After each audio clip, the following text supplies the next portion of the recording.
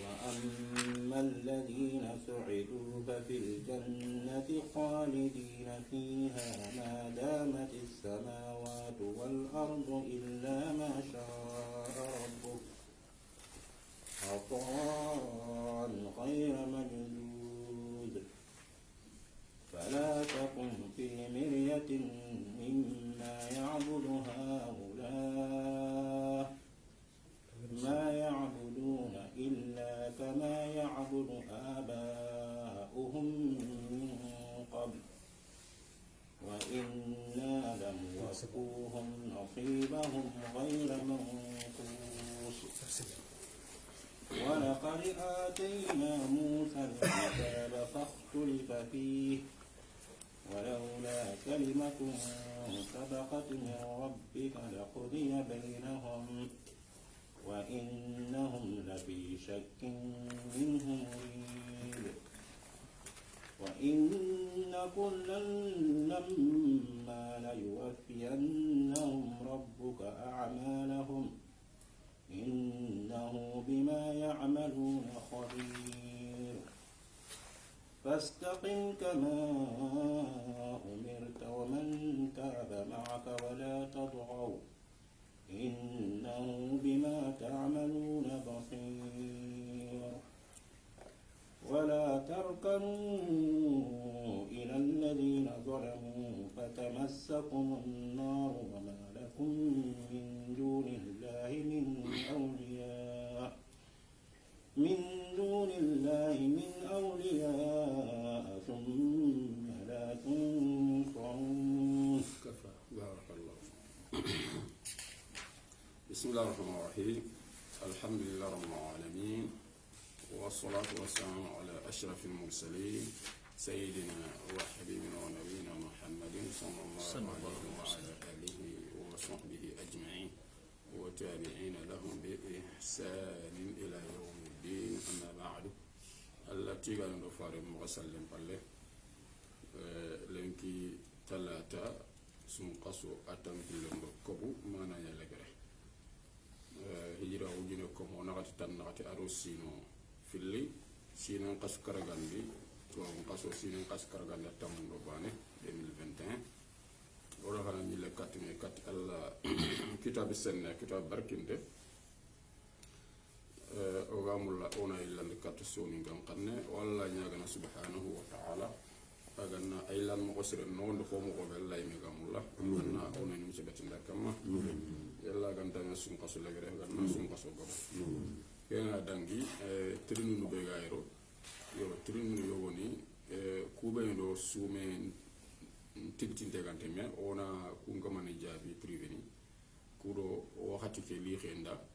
parce que lengi o gam mo ko sora ko na tere on tak na kuma na ne salle wona ko sora ke fankal lengi kuma ga ne salle na yi o sora ngenya ona wasi sikam ko jolle khumene ga manya salli wonari kenki haro gani lineare walla ga nyana training training de bero sume ke ga tikiti me oilen kat se simbara ken ko do gani digame be ado ndesi mona sal haro ke xamako ngam cheikh simbarati ille ala basirin quoi bon ala bante nyim maka yo ka kuro nan ka kilun ta hundi tuano be o su sokon dangi surtout afrique o sokon danga tuano be siro kege tuano aga ngama o ga ta kuntita ndesim masu kurna o cheikh usaymin dimene rahimahullah bin bazi bawno kungu yana ta kuntita a galiban sefenta kun kemalle ahli sunna wal jamaa yo galiban yo akenge fe digame ke nga ko mo akul lay ngal bon ngatu kha haragana yi parce que al masail al furu'iyya kingu aganga ba anta wasina sokhira ko furu'uni ko anta wasina sokhira aganga bo kha o gwa karabe ji tan wo sefente ke hakatini on ter no gatna kutike una war karabe ji tan do ko sin ke ko direct naam ma kenya naam voilà ntato angotu ndiga mi ngado ke ay mak fina nga fo amma faare ay ndiga me kendo khaso ke chunchinde yo yo bito kutumi nam ake jamu ba kemo yo ngeo mungo ay parce que akota ate eskinde laba kende bana ate aishat ate kusu kwa ko kusu ko bumbazi ni gade kebe ko ke aywa ana la on lesi makenke and sefene ke ko kendang falle ke se fen ko mo wala kha fenta kam ma ko hanyando fi bana tanga mulna fi bana kana na kore ngana mina mudu ko subare fi bana o suna ke lo ke référence ni mo afrique tuamo kha maori o gayle na katiwa ko mon ke maka onti le ka to tuano kutika référence ni mo pour arab jaman ko yimme tuano ko hakkat na ngana question bo isna ke tuano na xam hadi mettre kha vraiment ke maka so ni ngaro no kun tuano tuano wallahi ke ko nan chagadi voilà cheikh abdoulaye ba référence ni cheikh madja ko référence ni docteur loyno ngado tanni tan bo ko misale ta ko yo cheikh mamour ko touré référence ni an ko an ko oganayi surtout fini yogoni no o bange kitu yogoni akata utin o bire mo ko nyay ali ko bire mo ko bana magena fini yogoni ibire mo ko ina ko mo ko raga di bire mo ko nyantel domi fini yogona kha akha do kha bire mo ko nyantel kenya hakkati ina ta khata khatu wonon tin ka o ko fallu wallahi ke cheikh abdullah ba fatawa nte fo walle nga waxe nga tel fo saudi ko Allahu akbar bis njokunte yene njokunte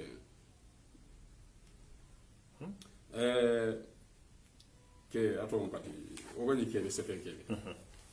c'est vrai yo go yiti fonte quoi yo professeur na ham kren kandano sa gin ga me kenia mpa ke na ko to ko to minutes yo yo go yiti ambe wala question ke kenya yala hotel anna cincinde gede wala kata tambo ngani wala akota o ko wa o da karabe jitan sembe ngana khaya kha ko be ge bara irande grindina kha wala oti fokko annan tambo ka parce que hadise ke wure ne kenya hange musun qasi be gana sun qason jumi man sama ramadan ala bantian summa atba'ahu sittan bon hange nga bido tumi tambo an kanne ko e tambo an kanne alena bido kutumi sun est-ce que bido kutumi andi botumi sun qaso ke mumam parce que muso qaso sumo amma susumi angani botunde yana angana sun parce que ati be gana sun qaso ya sumi sa galle ku bido tumi sokha kam manyane ke baraje kitano no ba anke mi sun qaso mumman tumi kene bana finlandi na finlando farla an ka wona kan war kana bunu baji doko ke yesri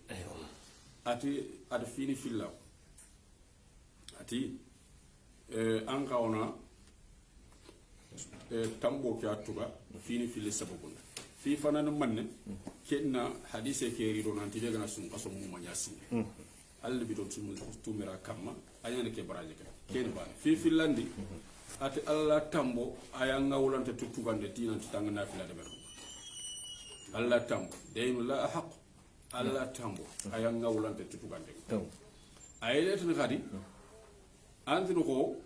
o suga me fi khatawo ati aisha tugandu mo ko soronga melnati kempeto hujja ko he ati kenya ato kempeto hujja fete ken ati ara yana aisha daga shuguli hakkatna ga shugulana bakka sun qaso ke tuganda ga lelen kinni a shugulen de Allah faare ya kipenda ya ko kipeta Allah faare aya ngawlanto wala de ken mamu ande ke mugo wala de kengo ati ay letten ga wona raga yimme faare ki paso ga haragna kenge fay aisha te gana ga de brata diga be hujja nasum garam ata diga be haraga na yogo meta fa nan chugule Allah faare sallallahu alaihi wasallam na ata diga be hujja madama hadise ngamo bon usaymin kan daga wara ga diga me rahimahullah ila khatirni ke keso me atan telle at fas baraje ke kito ndangana sun qaso ke mumanya sumi ko ala ati ganda to ya khare be ganani ada kharkha misalen ko kharkha ampere agana ken khalle ke wucce ar khasmu mumanya sun qaso mumman dugute ko bon agana tina sun kaso ke tu agana kaso mu manya shawal mu manya min kaso ke mu manya bo har ken di mo gosu at fokana shawal ke mu manya sumi sun kaso tu gande d'accord afalle agana duguta akem pagari sun kaso ya sumi ko agana duguta tare bitun tu sumi bitun tu miran sumi na ka ya ga shoyi ko lokaci ke ga barka honne ba yo ko lokaci ke ba na konkret ko ba to ala ko ne kite ku be ne ga tatal na cincinde ne bana man tambuntu e ga duru ni me wadi e yo go e taitelle makruh yan fo ko ni ndamu fo sire de baro e go na gat lawtele makruh fe ko donc e hay me duru mu gama ko donc on a golle ke wala sere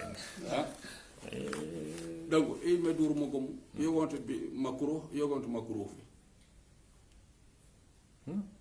bon kesu na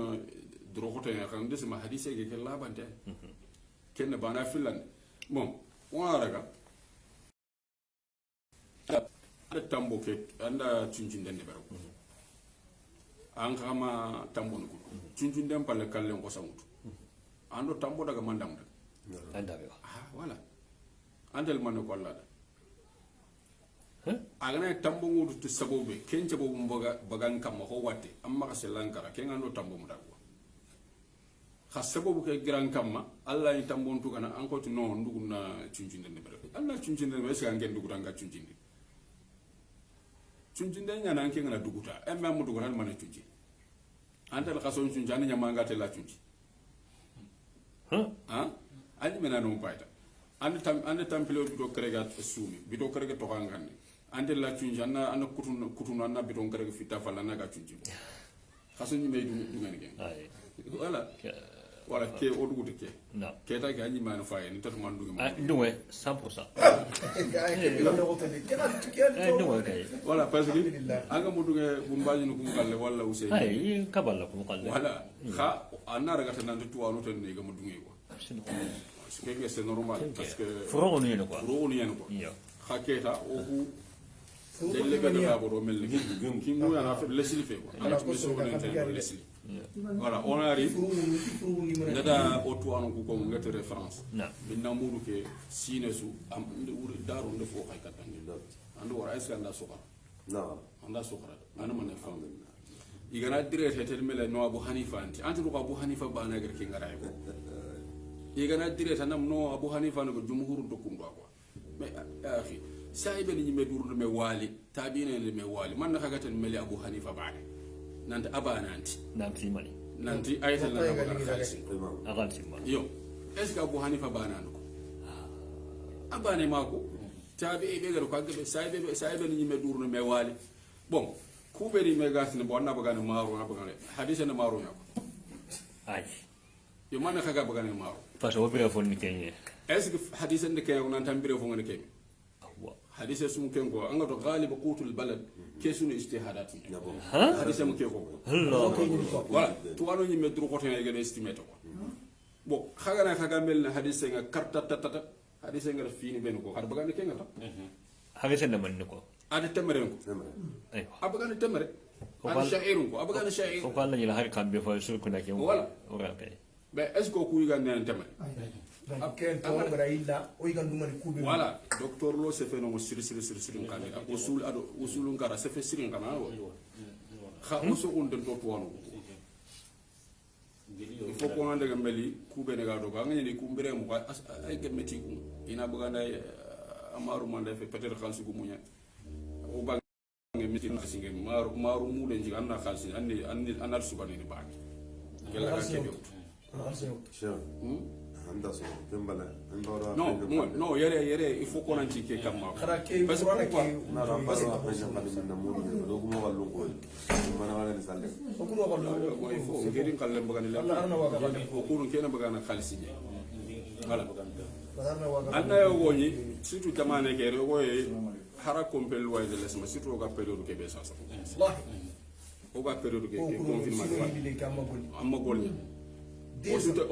o suuta lo maru nu nya jurma mo xam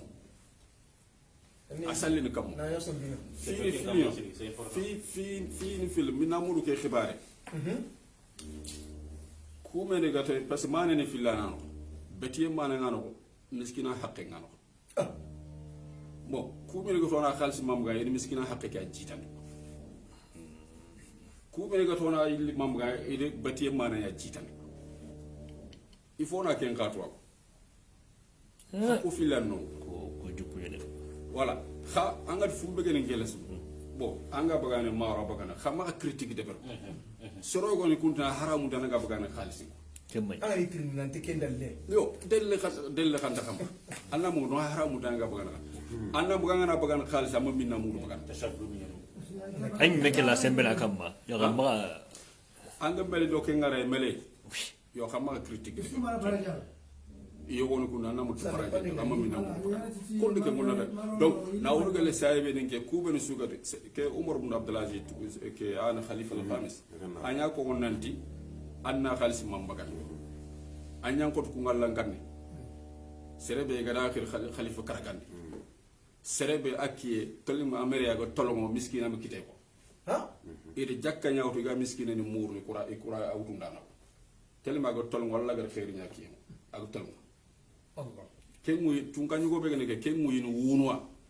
imere fo na hakkati yakke manasi manante peut-être fo watene ko anna mo kempede iwuna pes alla ma gitirni mare fo ni ama harsibeski am dang ke ngi sino sikiro fo ha ako gouverneur aga yo islamin kirsa ko aga kala dorko banana kanne fonta maga dorko bane aga na mekhi yakna wanki do wuronno aga na fesi anda kaw subhana ro ke banana kanne fo ayo tukunta ke mo ala fo kini entourage ni wala yo tunga islamin ke esiga ganya mo ko ken korno fo anya ko ke ngallan kan anya khalsi manya ko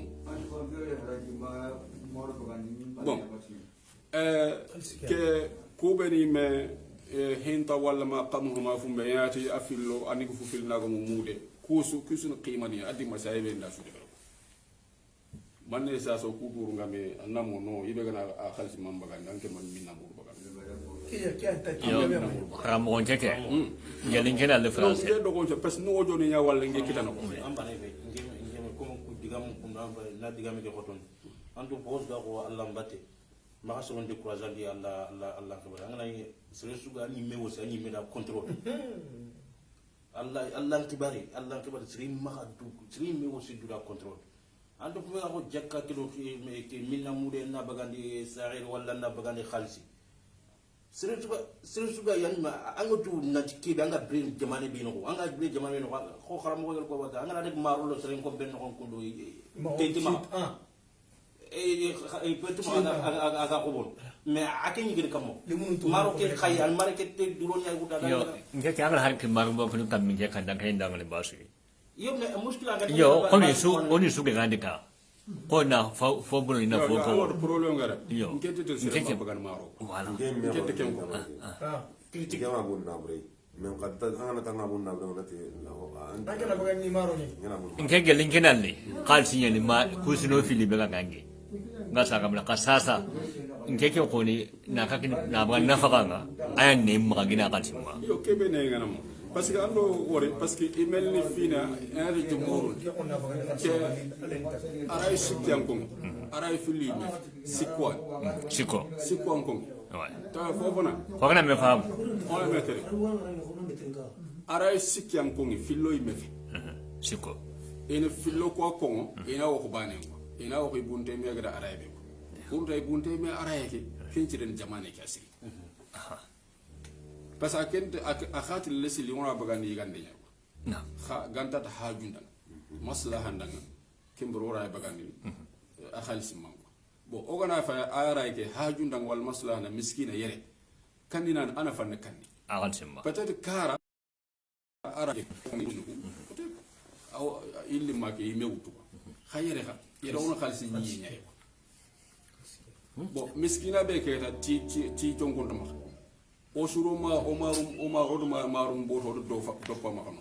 sallen kanu kumbene il faut ndaga gaga atella gaga kanu wanterna pour akara ga tie ko bon wallahi mo na doroke me wallahi mo na topio o suto lo Omar ni nya dopono anga yugo merga ken gaga na nya ma mo de be gira anga yugo kana miskine ali no min tamaro iga grekimu kafsi bagani ke diga bo angana gal simman kini ga iga dum kebi gani nay kana daga maro ke warano kuma anta maro ke aga hara sogle mun tay imeti zakati wi ke basu ira ma se tora sa samu yugo gomu sa alanya ga grek sa an kan yitul an zakati wi tin ya alanya atanna na yake dunya ni garre wi sa yake dulle mbay ker an jakkan kina daga ali jakkan na ga ko grek aro ege sa ke be maro ke be ko mal difference ni yo njika timma aga ko ka braga ke ya kan na buru ay o ma yang ay kempere Cheikh Samba ngega tumari ke no ko kebe parce que kaga sembe kina kasi kina ka kan ga ke una hamdu suronga ka braga ke no ko ora france ko kamaga ya kan salaji Simba nje ma mo ko kan mala ke no ko corona kienya corona kienya sasa kundu corona kien khadi del khalsinya so ba diwil de no ko iga ma wuto ngala ga kuma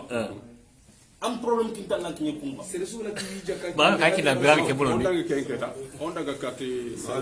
est-ce que xaram ko samba ma braga ke bulo ni ba ay ama bono aya se mo ko jakkan ni ke woni sa pay place be ay ama bono agenti yere ako yo ona bu yega mine o fa se venne yega ke delikna da an ko ngel ke digal ko mala yo suru nya pay no ko gi khas nin ka ko mer no ko gati ko utiliser kat fitin dina fi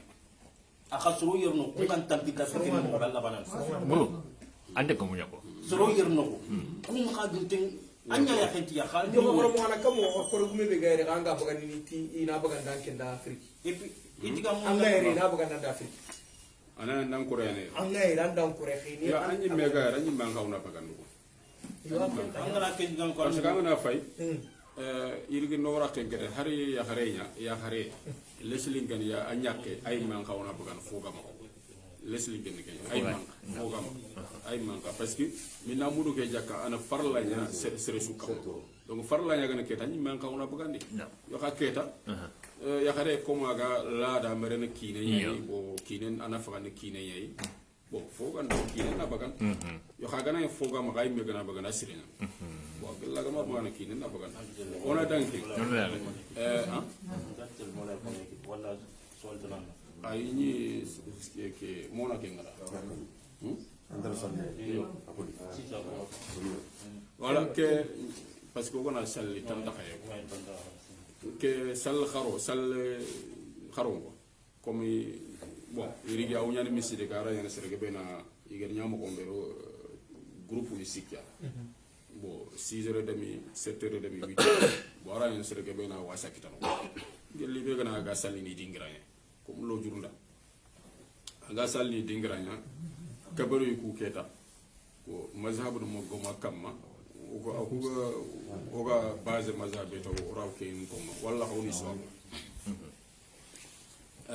hanafi kan ko ngoy ikunda kabaru sikki bana ko kabaru sikki arkam bana warkam bilan kabaru ko sikki ke mo kuma base ken kama yo mali gan ko do hambeli gan ko xalale ke semben ke asur foga ben ke kam ba ikuma arkam bana kabaru tumi haram kabaru takingate tanani gota ni ronta ayo haram kabaru parce que sallal allah to salle ke mballo ken to konteno kabaru tumi arkam bilandi kabaru kay wala shafi gan ko kabaru nyari haram kabaru takingate alaykum salam kabaru nyari haram kabaru takingate shafi gan gorno na kabaru filandi ke suru me munu ke korokwan ko e arkam filandi ko yo kufu anga golnya to fofu anga sahaba on de tan kiya khalle kiren kiya bawno bana suga da wutu saibe ama saibe nduru mo kama kam bo kiya to wono do kusu anga base fofu kama siren wala gelli gana ibega de si quoi bo kengen nan lo bange o bange mali gango kabaru ko tumani haram kabaru takinga on ko na kenya wala wona kenya to arkam pilane kabaru bon yala keta kabaru ko keta nganki tumutu ba sokran ken ay ibe gane wutu asire ibe gane wutu ka fonde bon maza i me duru mo gom sa ibe ngan ka duru mo gom yogoli wutu yogoli tiwu anga ni wutu afa anga mi wutu ka ka ko to foko man toujours wona ragata masala khilafiya fosu far'u ya ga diga me soki aray be jitanam ma daga de an ka palle man kalle ma habonon nke fe ne kenya ma habonon bon angatu ma kalle kan sa wallahi anti ke parce que so ga yana wala so filani andatu ma kalle kan sa donc arta ko fo kamma an kaga da araye be wutu kun arta ko fo kamma c'est daga do kenga xamma kata ka ci xalle yim petit tom tempeto mo ko ndesma la be sala alabe ala be lo wa ollo keta bismillahir rahmanir rahim ona ogli ay kemendo alaykum salam kemendo sebunya me daro ay ke o ma nyogo da fanka siri o ma digamu yogo no o ma la ba de siri quoi ay kemendo nyerum de Allah ga dali ba'da a'udhu billahi minash shaitanir rajim Allah ga dali khalidina fiha ma damat as-samawati wal ardu illa ma sha'a rabbuk inna rabbaka fa'alun lima yurid Allah dalu nanti jahannama lommuku ke digame ko ngiro fallaga fa amma alladhina shaqu amma yomku ben ga garma jigahu fa fi an-nar kun jahannama yimbe yana walla ga tan lahum fiha zafirun gurum be xanne da nga jahannama no wa shahiqatu sumungo to xanne yo kemba lallati khalidina fiha duma non ya jahannama no amat as-samawati wal ardu na kam potonyere fanna to ado nyam potonyere ni fanna to iga dumen ewa jahannama no illa ma sha'a rabbuka gantati kebe ganan kaman kam yo daro sige la ket nanti yala keto kam potonyere do nyam potonyere gana gurje bakka ba ala oti kenkene digam moko nyani qur'ane ayan karabun kanne digam moko arabun ala leftini na lefi fonnan dume ena talin ka nanti teke de berna kamundo nyento walla ha ndike de ber mala ha kawkabun ndike golle de ber na sanen to ga bangin na sanen to ko yingini ndike golle de ber se fe ke wurena nte de ber na abada yo ke diga me khayta wurena kenya dana lomu ena dume ne jana banu honga yogona khati ke kammu ke do nyeke be kongere ando la har kammu ado anyinyenye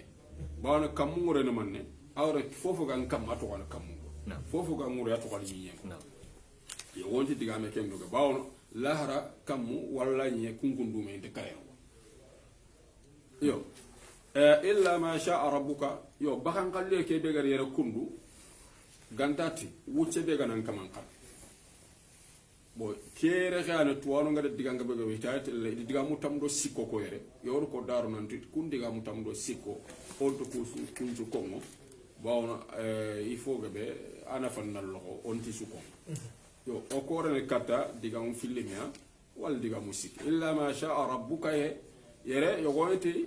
ke bakan kalle kundu sharti nyana no sharti mana nyana no awre na mane jana wallom ko خالدين فيها خلودا أبديا إن شاء ربك ننتي جهنم اللمك يودو من جهنم ونخو قال لك كمان كم بان فوفو انت نيانا غفتي تي الله سكوني فونشو نيانتي الله سكوني فونشو نيانتي الله خانوي donc iti kamene de keko kudo no ko akanda o ko hada morom na ko nan tangana fofo de bar annati insha Allah iti digame keko mu de kinero angana fofo de bar maka de baranga mati insha Allah anga masaralla parce que forante nyana gamanya Allah soko nyafal il digame keko mu do ken keno mana illa ma sha rabbuka al shirki mana yana ko janama lum i wodu mene janama no ko gella ganan kaman kam bawno dume keenante an kama nganu yenyay anyante Allah soko nyay kenne bane fillandi be gado ko illa ma sha'a rabbuka kenya nanti bakan kallu kumeni e warno qur'ana e safentiya ka asafente kuro na fondu me nyako nanta dume na ko yogonto qur'ana digam mo ko yani ken qur'ana digam mo ko bakan kallu kenni na ko nante kefo ko ngar dume na to wano go na kalkin fi sikande be gado ko khad illa ma sha'a rabbuka ayani nanti janaba lommuko iwa dumene janaba noko e dumeke wure fatanante automatiquement dumeke mbañati du la anyat Allah sogo ñay ko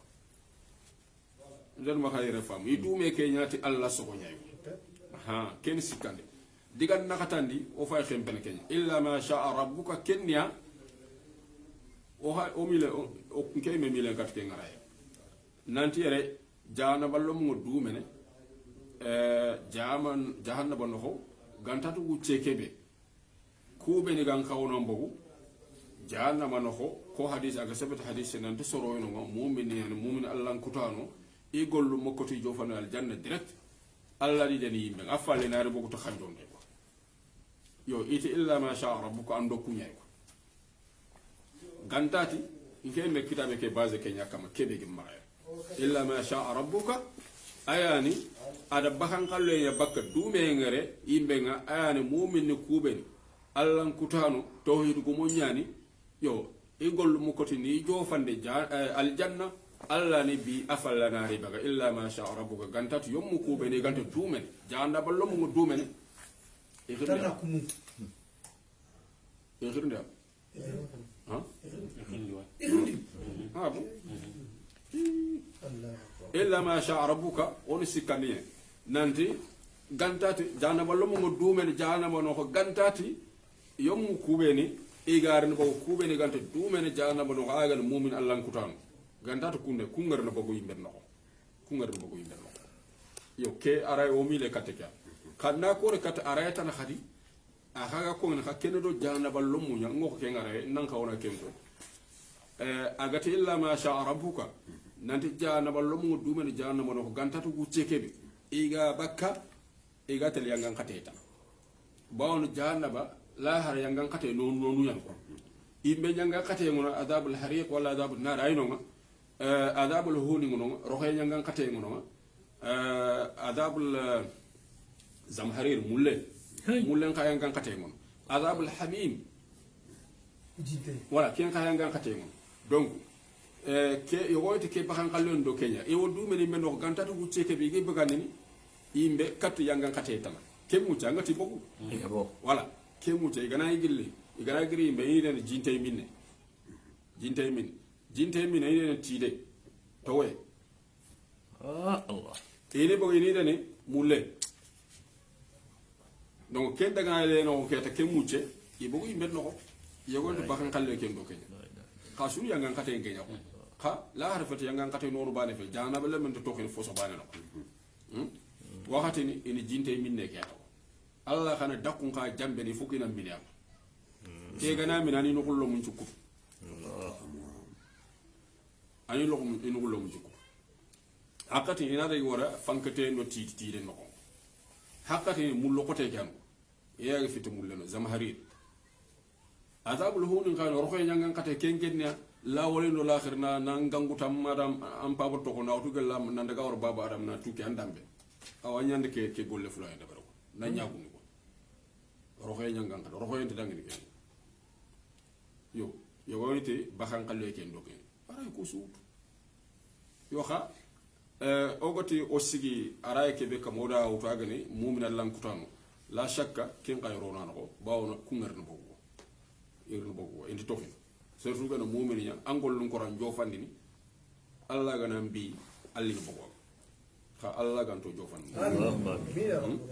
wa amma alladhina su'idu amma yawmukum bin iga wolilingin tahu fa fil jannati ikhana al jannana hum khalidina fiha لا ما نوغني الجنة ما دامت السماوات والأرض نا كم بطون يرفعنا تقو أدويني ني فنا تقو يقدومني إلا ما شاء ربك إلا ما يري أمك أفهمنا يري الجنة لو منكارنا بوا يخرا يقولون إذا دعامي يقول كويري أخرا يا أخي ورنانتي يبقى كينيا باونا سبت حديث نانتي خاوت لسخانو الجنة لو موت لسخا إنا بقول يوكي موت إلا ما شاء ربك يقولون يتان دوكي aljanna lo mo ngo bakke gatel taako ga parking ni abu wal janna ga parking Allah ga nake nyamura fi watin ko nankrin dal kindi aljanna le sirsu aljanna kani igonde ga gachu ya ga lemmon pillaga ya ga lemmon pilli anda nyake yo comme ya xare be nga ya duna yo khilafu nga kam yo comme sere be kana misali yogo titana gengo o khram mo koy wangana ni angana misali ko nan tangana kara annamuna anke ngana kara sere be kana bono masalan kalle anda di yakho yom say khbo afati falla ya shartana Yo. kalle na da khabo ba yo keta isu daga aljanna an kauna nyek ko yo go ta ya khina yugule gare Aywa. yo go sunu ay go fana kya yo go to kebe bo waga de kebe khamsiri da suko Yo. ka fogo be mile kata yugo fana kya ko aganay kalle ya gari bo ko batum fofo mi fondami boyti ay go fana keta ke allah alam ha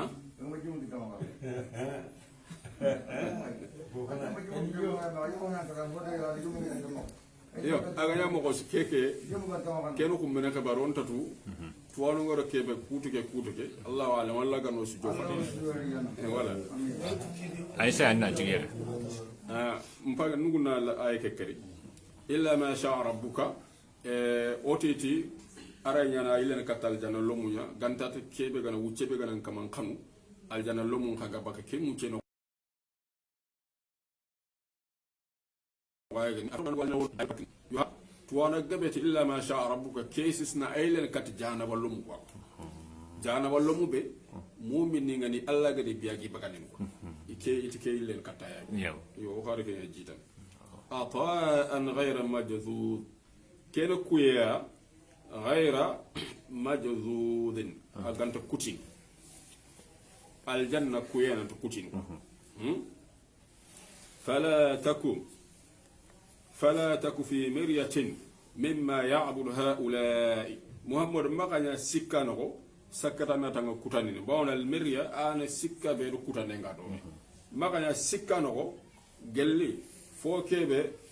ya'budu haula munun ku ben ku mun battanu gi batta ma ya'buduna inta fofo batta illa kama ya'budu aba'uhum gantati ha bati khasmu ko kebe ifa bani ganyi batta munun ku ben ifa bani ganyi batta donc munu battano ku imi batte ke mata fofo kam la da yanta di fa bani nyakam mi ha kontina kam donc ke aya kundu fare sallam alla da konga daga nanti o gada ne banyumu kubeni su khisan ko ngandan kundu kubeni gadi garandi ndana ko enyumu batte nyakam ke munu batte an continue kallendi utu ke yana ko ma an khasron ka gari e khafa ga tere ke nyakam donc ata ko ndento fo kam bawul yara gati fala taku fi miryatin maganya sikano ko sakata natan kutandini mimma gelle munu batte ke be munonu kube ya abudu haulai ku munu battano gi batta ma ya'buduna in tamununu ku batta yibotu fofo illa kama ya'budu abahum gantat ko ifa boni gani batta mo donc golle ka adartu mudani o xawat nant golle ka dalla dangi idi botu anyame khaati ya'budu mudarina ke golle kundu aga kebe ko ne ken nant harbi dayme to walonto ke awra gani kebe kenya nanti e nyimunu batte ke kam makallengi wutu ko kallendi wutu ifallan kon khari continue maga mamun batenga jofena makam donc afeto ko nanti edi botu wuciata iri mun batenga la edi botwa e continue mun bateka makalle ngiw kerati illa kama ya'budu aba'uhum min qablu ay min qablihim ha ifa bani kane min qablu ay min qablihim wa inna oku allah la muwaffuhum nasibahum oku moga timmantankini ni takke mogodi takke timmantankini ghayra manqusin itakke ke baganti nakhasin yo ke takke mane takke ni ken yo go eti agane yangan katebe idagam patanta mallaga timmantankini ya munu batte ke be ganya kamma alla gan khawna yangan katebe takke kamma magade ken timmantankini ana anti nakhasin go yo to ane gona katla ke no sigondo ar sekhenya biman e munu batte ke de sekki alla gi ar sekhen kutunde la ni to ko yimul batte ke kamma nke alla mingati e ar sekhen timmantankini duna e gan kawna ar sekhe be ke nekkinia afero ko anti gal munu batte ni ar sekhen kutu la alla tinkende indikende bar ayrona ko kadi gello gana ko do nanti ar sekhen ayrona ko sumpu sonnu be ga deberni megade tuga den timmantankini ado ga de mandu ga deberni kafir ga de mande bederni alla na atuwa den timmantankini duna ana ar sekhen ngada ana wuyi ngada ana daraja ngada kusul kudo na to ko na sigar kata